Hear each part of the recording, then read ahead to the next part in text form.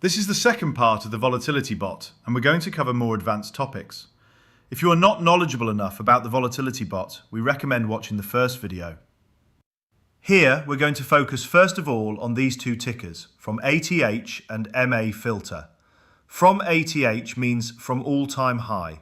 To explain this, let's see the difference between all-time high and normal mode. Let's say you set a drop of 10% on a 5-minute window. To know when the drop has happened, the bot needs a reference price to compare with. On Mizar, you can choose either the normal way or the all-time high. The normal way just uses the price from exactly 5 minutes ago. If the current price, meaning now, is lower than 10% of that price from 5 minutes ago, then the bot will buy. As simple as that. All-time high is a bit more advanced. The bot uses the highest price reached in the 5-minute window. If the current price, meaning now, is below this highest price, the bot buys as soon as possible. This method makes the drop calculation more responsive to sharp spikes and immediate reversals, and this is where the speed of Mizar makes a big difference, because most of the time you're going to be the first buyer right after the drop happens, giving you a competitive advantage. The other checkbox is MA, meaning moving average filter. In a few words, a moving average is the average price of an asset over a time window. This average moves. For example, MA9 means the average price of the last 9 periods, 9 days on a daily chart or 9 candles on any time frame. Since it's an average price, it's less affected by extreme spikes or price jumps. This MA filter helps prevent buying right after a spike. It often happens that the price spikes and then drops right after. In this case, you don't want to buy, and the MA filter is going to prevent this. Another more advanced feature we'd like to show is the dynamic and delay in stop loss. Even here, the stop loss can be either normal mode or dynamic mode. If dynamic is set, then the stop loss is applied to the average buy price, meaning if you have more DCAs, then the reference entry price is not the first buy, but the weighted average buy price.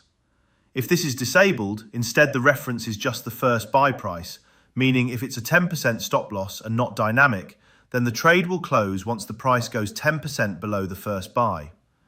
If instead you have DCAs, we recommend using the dynamic price to have a more dynamic and adaptive stop loss that takes into account all the DCA activity.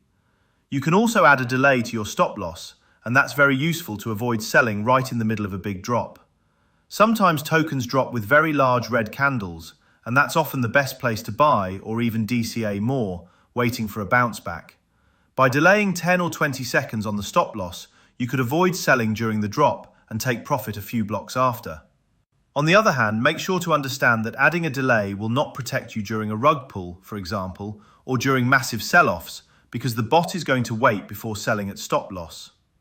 There are some other advanced filters like auto retry. You can enable it for both the buy and sell side. For example, you can enable buy limit order auto retry if you have DCAs. It could happen that some DCA fails for any reason. By adding auto retry, if it fails, the bot will retry immediately to buy again. The same goes for take profit and stop loss. You retry to sell again. This allows you to reduce the number of errors in your trades and trade more safely. Another advanced feature is freeze token after trades.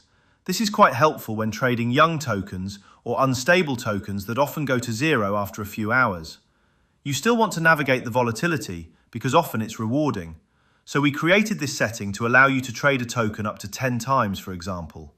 When the 10th take profit is hit, the token is frozen for a week, meaning you won't trade it and will stay safe until it recovers.